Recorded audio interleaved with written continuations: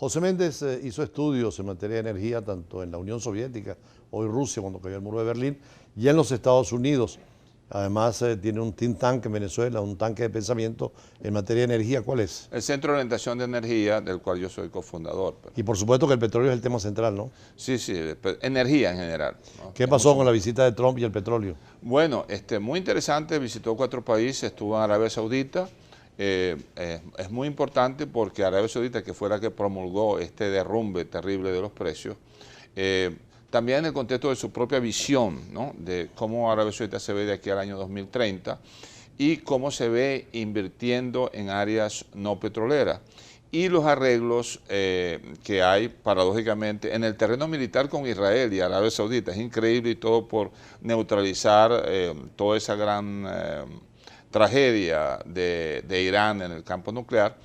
Pero ayer mismo el Mohammed Burkindo estuvo en Moscú, producto de muchas negociaciones estratégicas entre Arabia Saudita y Rusia, que, como te decía, en conjunto producen del orden del 23% de todo el petróleo mundial. De tal manera que eso fue muy importante. Hubo incluso convenios muy trascendentes en cooperación con Israel. Eso no sale en la prensa, pero lo sabemos, sobre todo por el hecho de que la venta de aviones, por ejemplo, y componentes F-16 a Arabia Saudita, es en arreglo con el que produce la tecnología, que es Israel. Y todo para crear cierto equilibrio allí en el Medio Oriente. La visita a Israel fue muy importante y trascendente en el mundo supranatural, ¿no? Uno, porque se estaba celebrando todos los eventos el Holocausto, pero otro también porque fue el primer presidente que fue a la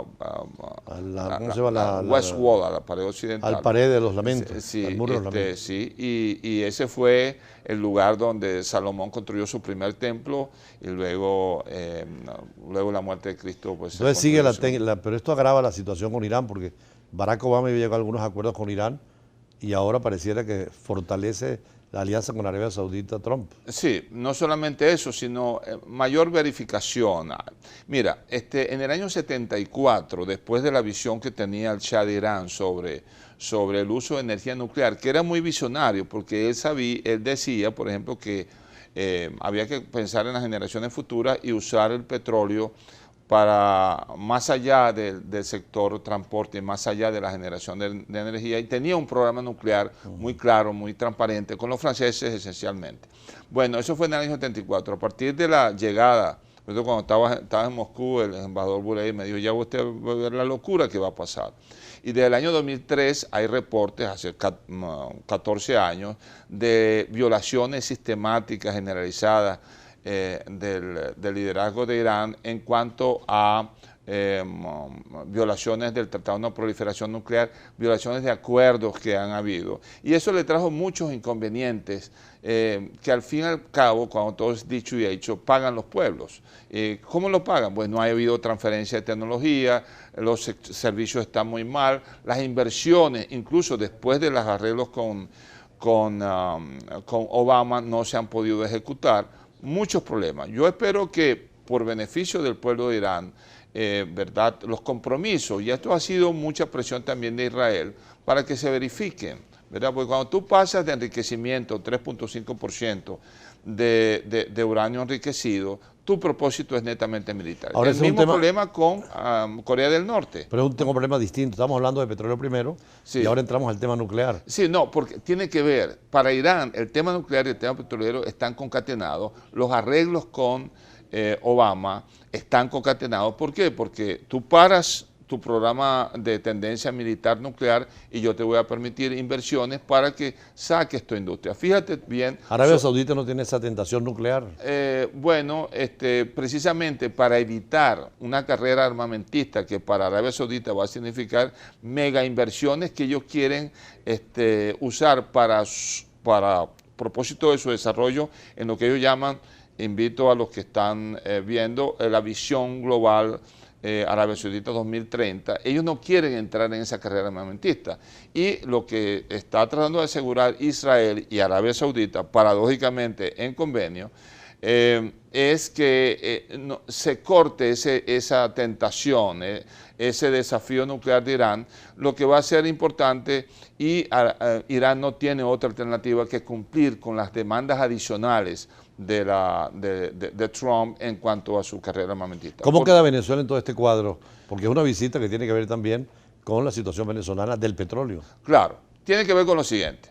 En el año 98, aquí hubo un programa de negocios cuando todavía estaban 23.000 de esta gente que se votó, en el orden de 40 millones de horas hombres de experticia según los cálculos, y se había programado tres cosas esencialmente: 5.800.000 barriles diarios para el año 2008, ahora producimos en el orden de 2 millones de barriles diarios, 3 veces menos. 12.000 millones de pies cúbicos de gas, ahora no se producen sino en el orden de 2.000 millones de pies cúbicos de gas.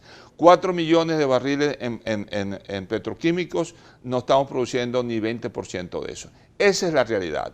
Independientemente de la posición política, fíjate a Arabia Saudita y la misma Rusia, que depende, es un país esencialmente monoproductor, con todo y que hay tecnología allí, ¿verdad? Los pueblos pagamos las consecuencias de las malas decisiones. Ahora, en este momento, ¿cuál es el cuadro petrolero mundial y qué perspectivas hay esperando que aumenten los precios? Bueno, mira, si tú ves el reporte técnico más profundo, más detallado, que es el de la Agencia Internacional de Energía, que saldrá, espero estar allí en noviembre, el reporte mundial de energía, ves lo siguiente. Primero, a pesar de todo, va a haber un crecimiento de población llegando al orden de los 9 billones de seres humanos en la Tierra, 9.000 millones de seres humanos.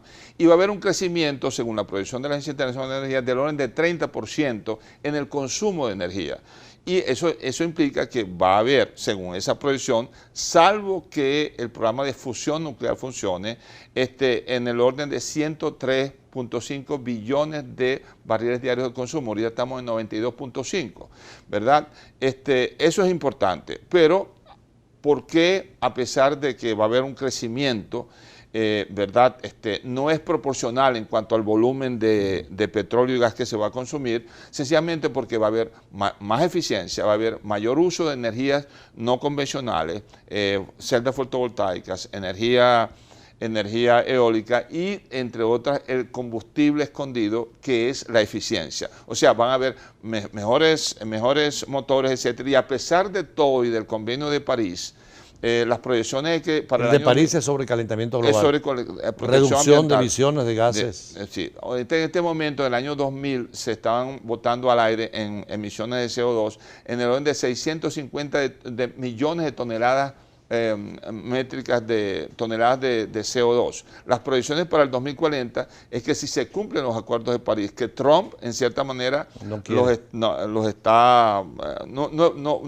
pretende cumplir con eso, llegaríamos a en el orden de 150 millones de toneladas. Real calentamiento global del planeta. Hay un calentamiento global y eso tiene impactos terribles, ¿no? Pero ¿cómo queda el petróleo y los precios que decíamos en este momento? Bueno, fíjate, ese es el gran problema que se está discutiendo. Los arreglos entre Arabia Saudita y Rusia, que producen una cuarta parte de todo el petróleo mundial, está precisamente destinada a combatir las iniciativas de Trump, porque en los Estados Unidos, en donde se consumían casi en el orden de 20 millones de barriles diarios, ahora Trump, con las lutitas petrolíferas y gasíferas, no tiene límites incluso en la producción de carbón.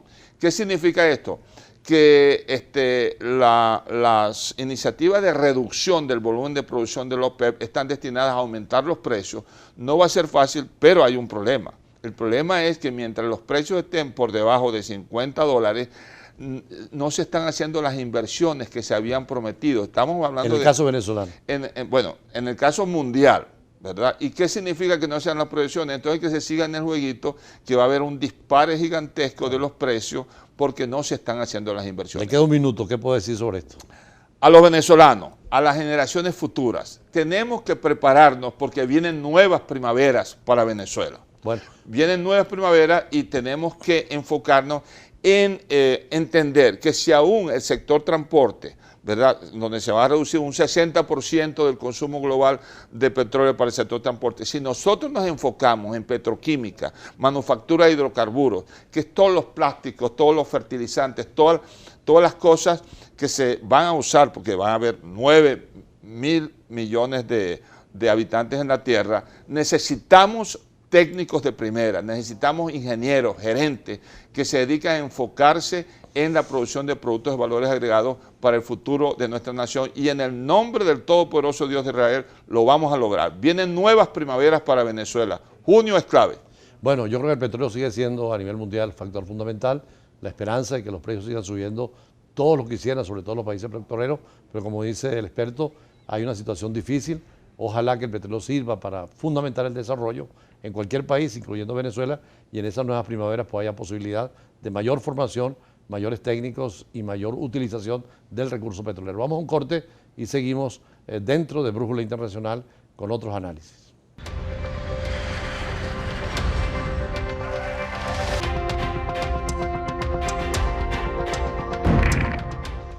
Juan Francisco Contreras es presidente del Colegio Internacionalista de Venezuela y por supuesto que siendo el tema del día el de la OEA hay que preguntar cuál es su visión, particularmente cuando no hubo acuerdo, aun cuando hay una mayoría muy crítica frente a Venezuela, no hubo la posibilidad de una resolución.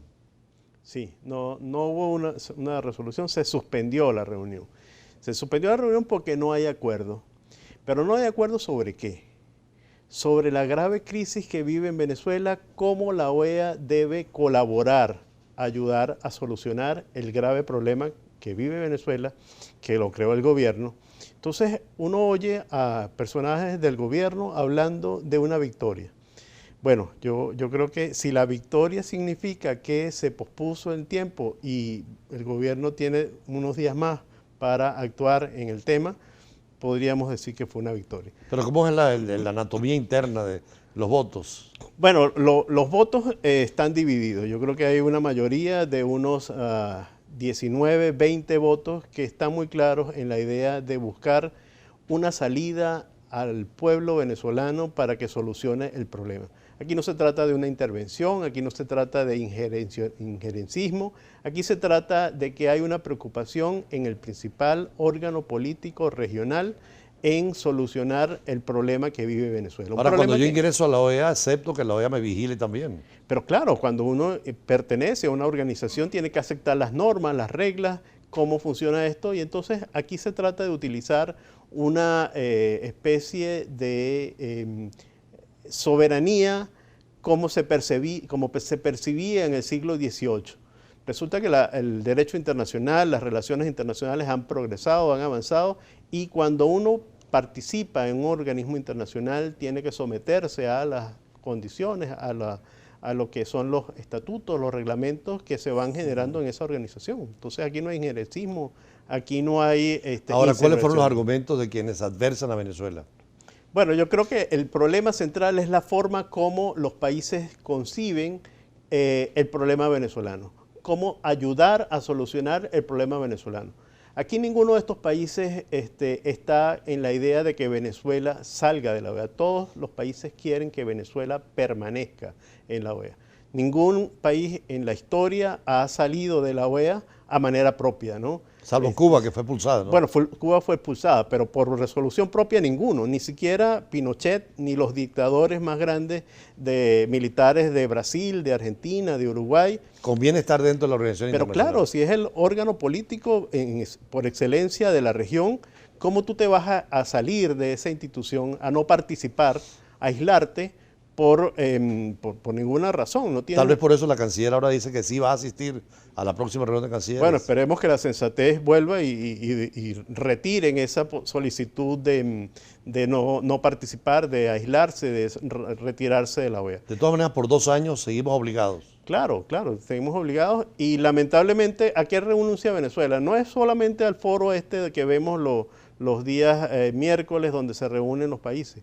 Es que la OEA tiene toda una institucionalidad que se ha venido creando que ayuda a los países miembros de la OEA. Por ejemplo, la OPS, la Organización Panamericana de la Salud, una institución que lo que hace es colaborar, ayudar a los países miembros para solucionar problemas de salud.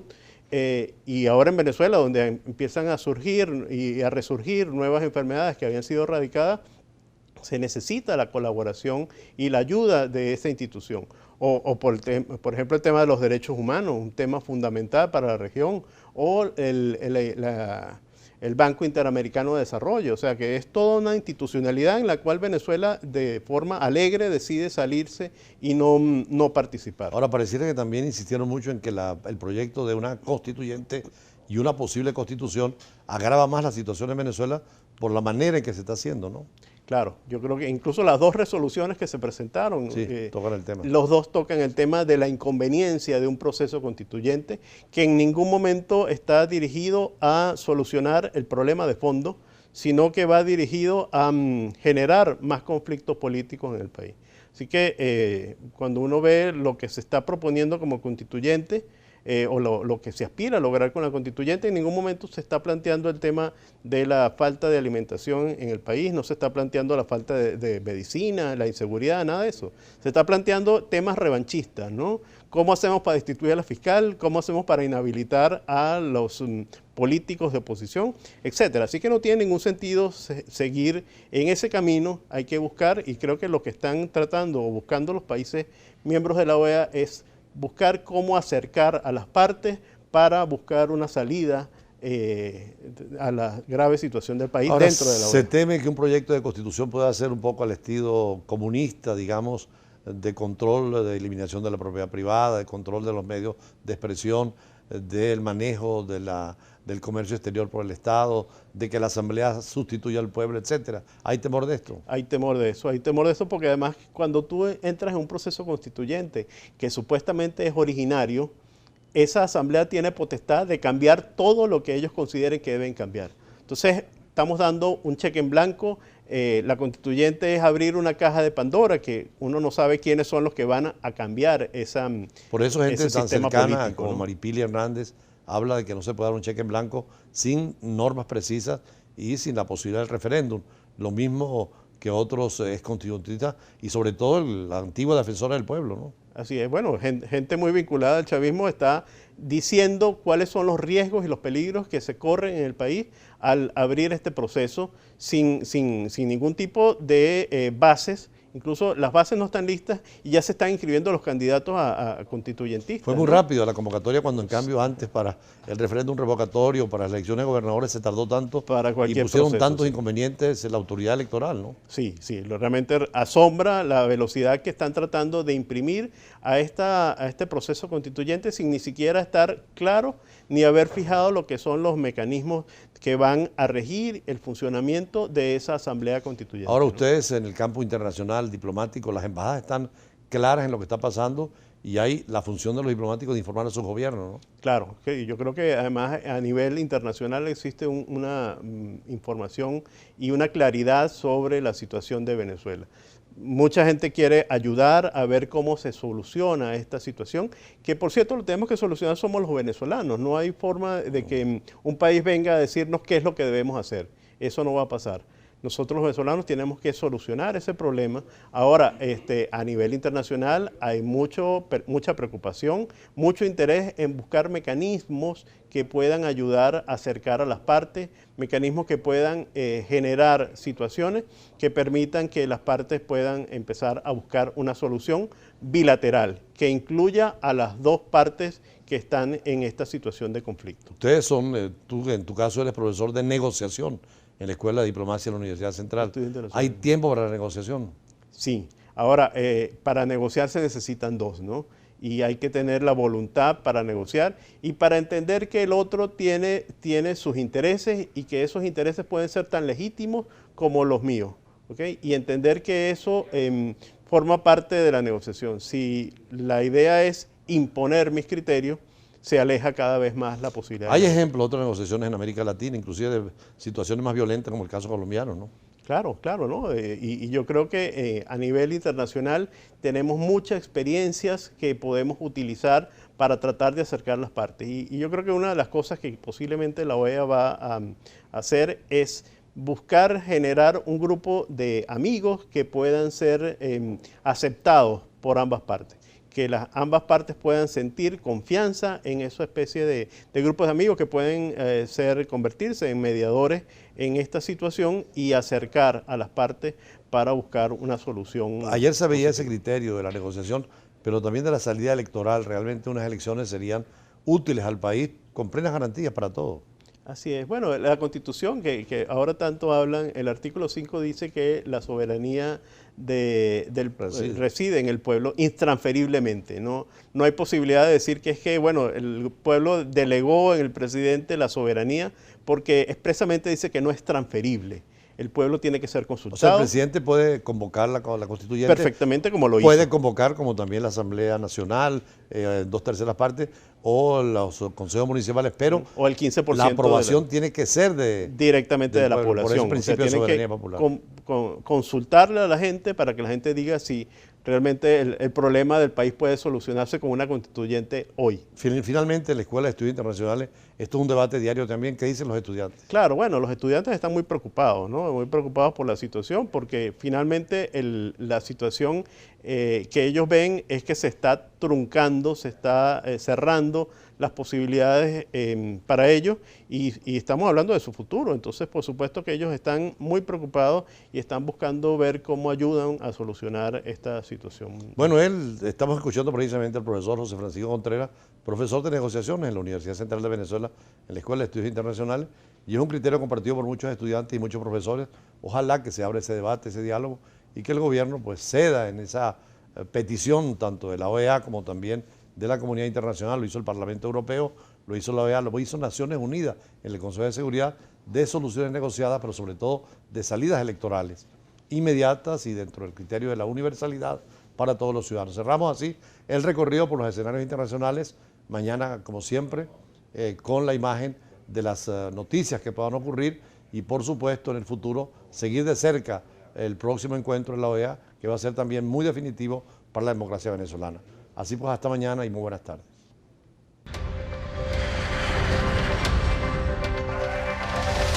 Seguros La Vitalicia, vital para ti.